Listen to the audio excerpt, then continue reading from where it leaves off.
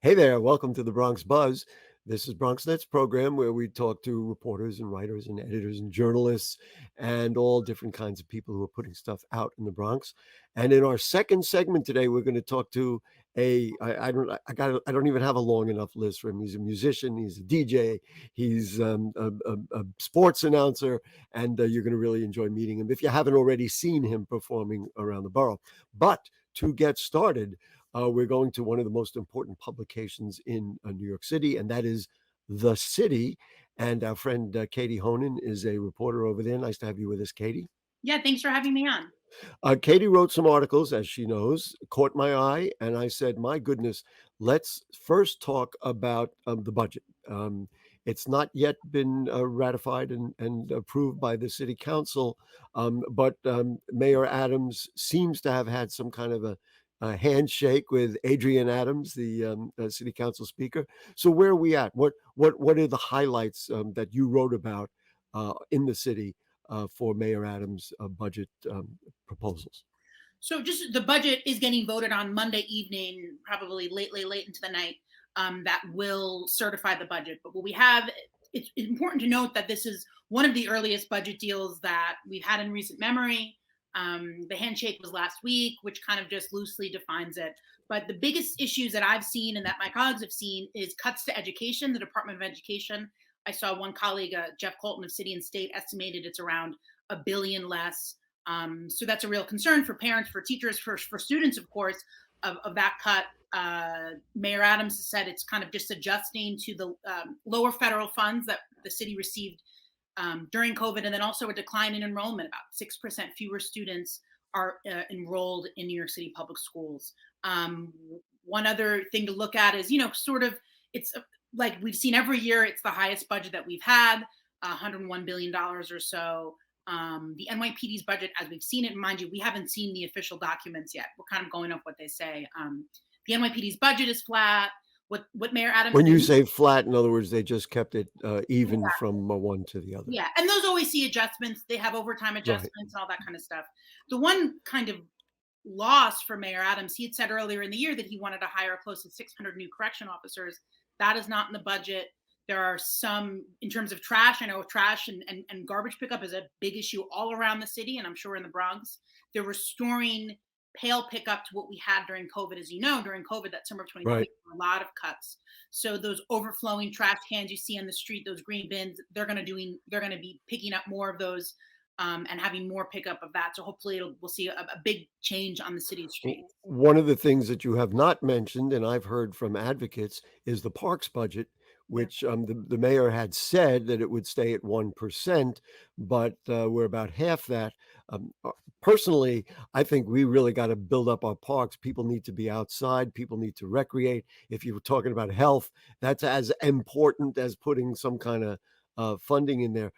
He was very proud about the fact that they were 3 weeks early. And look, the way things go in this city and in this state and this nation, if you are early with a budget, hats off. Like really, I mean, congratulations for that, right? I mean Yeah. that's like a big thing. Yeah. I mean, there were concerns, I will say, when it comes to parks, the mayor, when he was a candidate, he signed to this 1% pledge that a lot of advocates have asked for. He didn't get to it. And as you Well, know, that didn't last 5 months, but that's well, okay. there's the candidate and then there's the Yes, of course. official. And I think that I've also seen people, especially as it pertains to education, they're asking just to Yeah. delay it, to kind of push it because they're not happy with what's happened. I mean, it's also worth noting, some people don't think the controller told us, Controller Brad Lander doesn't think that there's just enough of an investment from the city to try to facilitate the construction of more affordable housing when I mean, the city's been in an affordable housing crisis for a long time, but when you see median rents skyrocketing around the city, it really shows how important it is to Right. build affordable and middle income housing for the 8 million New Yorkers here. Yeah, and then, the fact that he wanted to have more money going toward correction officers, and that was denied. I've said this before privately, and I don't remember if I mentioned it on the show, but he still has his blue skin. I mean, he still sees the world through that prism. Maybe it's been altered slightly since he became mayor. So anyway, let's not. We could go forever parsing it, especially because it's not really. You didn't see the documents yet. But the other thing I really want to talk to you about, and which involves the mayor, is his whole notion that he says we say yes. we're going to be the open city. I believe in rezonings. We want to build up the city. Listen, a lot of us want to bring in new people. We have a lot of empty spaces down in mid Manhattan. There's empty spaces everywhere. But the rezoning, is, yes, yes, yes, is problematic for neighborhoods, right? Yeah, and I think the mayor's announcement, which was at an Abney Better New York breakfast, you're with developers and you're with people who are really into this. And his announcement, it was sort of at the time, and we still don't, 2 weeks later, have many details on it. He dubbed us the city of yes, which I'll note, I believe the mayor of New Orleans dubbed their city the city of yes a few years ago. I don't know if there's a copyright issue. Um, but he wants to facilitate the construction of more stuff. He wants to help push things along to transfer commercial office space into residential. Obviously, we need that residential housing very badly.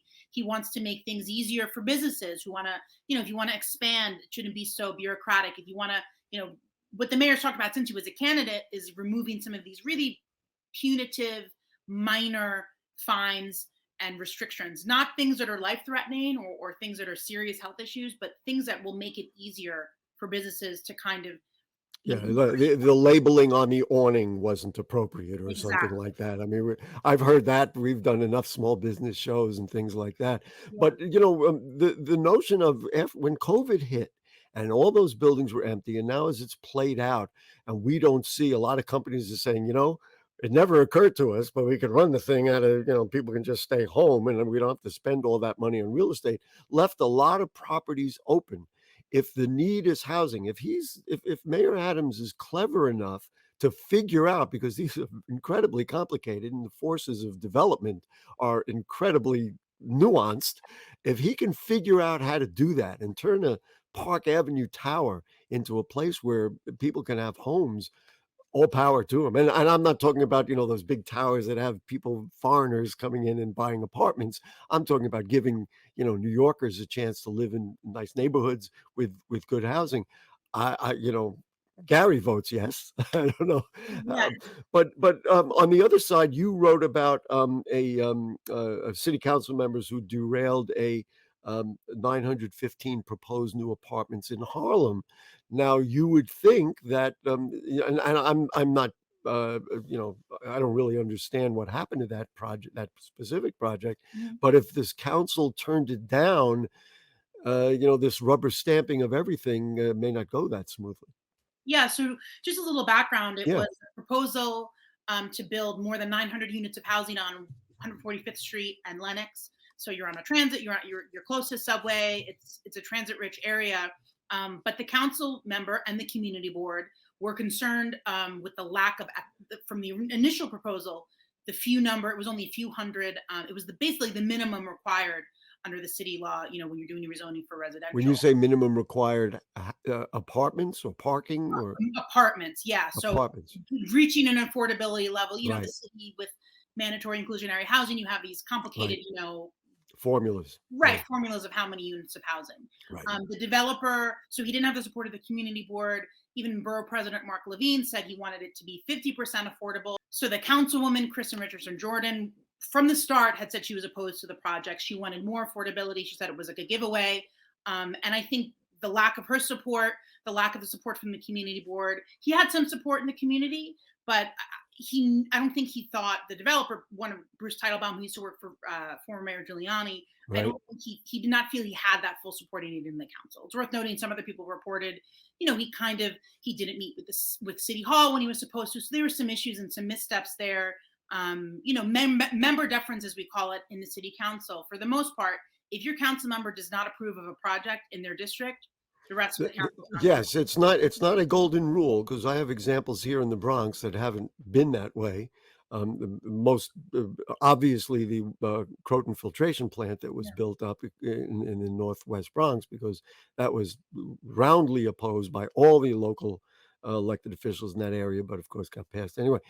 I do want to talk to you. We talk about big projects, and if he wants to be the city of yes, let's facilitate getting Penn Station renovated and built. You wrote about 421 7th Avenue. I read that and thought it was a fascinating dynamic in this whole thing. This is going to hold up Penn Station. Interesting. Well, to give us a little background about it.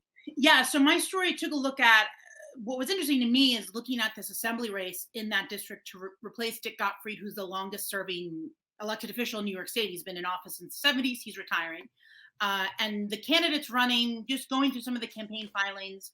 And one of the people running, her name is Layla Lagasico. She is a community board member and she's been long opposed to this project. She's running and she received significant money from the owner of that building on 7th Avenue, who's a real estate man himself. He does not want to sell the building. He does not want it to be taken through eminent domain. Obviously, nothing's set in stone yet. She also received money from the owners of New York Pizza Suprema, a very well-known pizza place across from the Garden. Yeah, I know. I knew you were going to get to that. I thought it was fascinating that a classic New York pizza place was going to be in the way of renovating Penn Station. Yeah. That there was something comical or endearing about that. Look, as soon as I figured out that, soon LLC, and as soon as I figured out, and I like New York Pizza Suprema. For Manhattan pizza, it's pretty good. And knowing how many people love it, but look, these are people who, it's very simple, right? To me, obviously there's more complications, but you have people who don't, if I owned a pizza place for 50 years, I wouldn't want to sell it or I wouldn't want to take it away from me either. Yeah. So to think that they're kind of trying to play a role in this.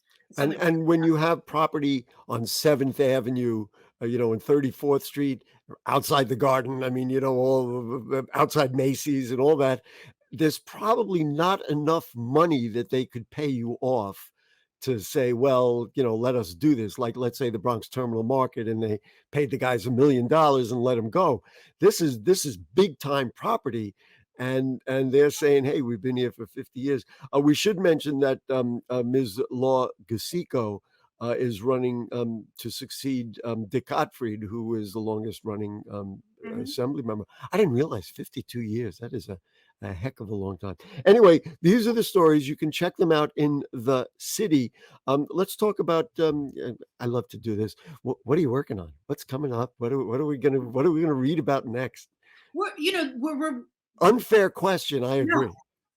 No. No? Okay. No, it's a great question. The city, myself and my colleagues, we unveiled this really great tool called "Have I Been Redistricted?" a few weeks ago, and with the upcoming races within the congressional races later on in the summer, I would recommend you check it out. See if you're still living in the district you thought you lived in. So we're looking at those races. We're looking at, obviously, I'm always paying attention to Mayor Eric Adams.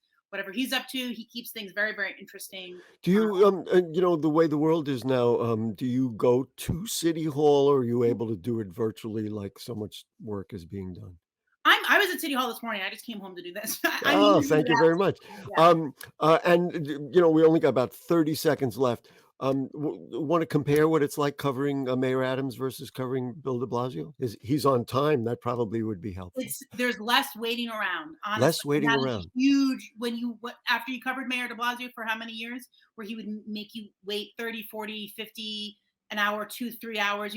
During COVID, there were some press conferences that were delayed by 5 hours. So. Oh my goodness! And there's your day, there's your work. It's a nightmare. And is he open to taking questions and things like that, or do you feel like he cuts you off? I mean, so many big politicians are very skilled at saying, "Well, we're not doing that today."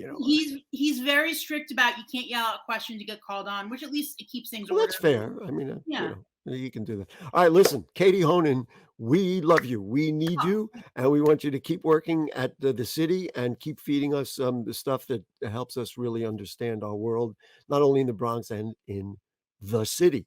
So check out Katie Honan in the city. What is it? It's thecity.org.com. No, thecity.nyc. .nyc, of course. Have a great night, and we'll see you next time. We are going to take a short break. When we come back, I got to say, he is a friend of mine, and we're going to meet up with Joe Tribuzio, who does everything. We'll be right back.